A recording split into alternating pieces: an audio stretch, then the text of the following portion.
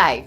Today I'm reading Prose and Cons by Amanda Flower, a magical bookshop mystery. A petite teenage girl stood in front of the display of sports biographies that was tucked away in a small corner of the bookshop Charming Books, which I co-owned with my Grandma Daisy in the village of Cascade Springs, New York. And she chewed on her lip. I set a stack of picture books decorated with smiling pumpkins and mischievous squirrels on the top of one of the lower bookshelves a few feet from her. "Can I help you?"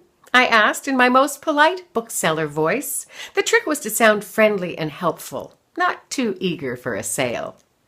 The girl turned to me and tears glistened in her big green eyes. "I don't know. I'm supposed to pick up a gift for my boyfriend's father. It's his birthday, and the party starts in a half hour. I'm doomed." "I'm sure he would love any book that you give him," I said encouragingly. "It's the thought that counts, right?" She shook her head, and her brown hair covered her face. "You don't know his parents. They're horrible. Nothing I do is right. I just want them to like me, or at least pretend to."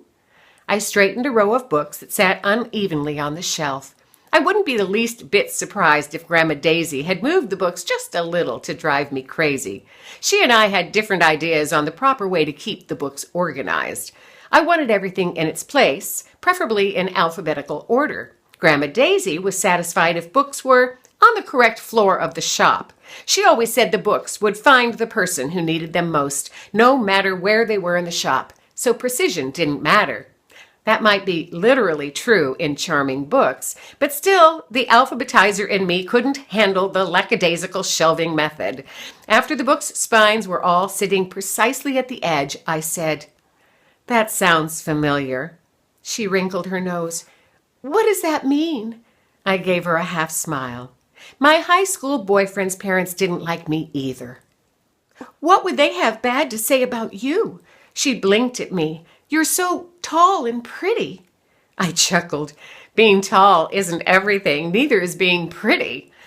"That's sweet of you to say that I am, though. You're a beautiful girl, so if that argument didn't work for you, it most certainly wouldn't work for me." She blushed at the compliment and said, "If your boyfriend's parents didn't like you, I really am in trouble. Maybe I should just go to his birthday party empty-handed. Why waste my money when it's not going to do any good?" "Maybe you just need to let your subconscious pick the book," I said. She lowered her eyebrows. "What do you mean?" "Close your eyes and reach for the books. I think the right book will find you." She gave me a dubious look. I shrugged. "It's just a hunch. What do you have to lose?"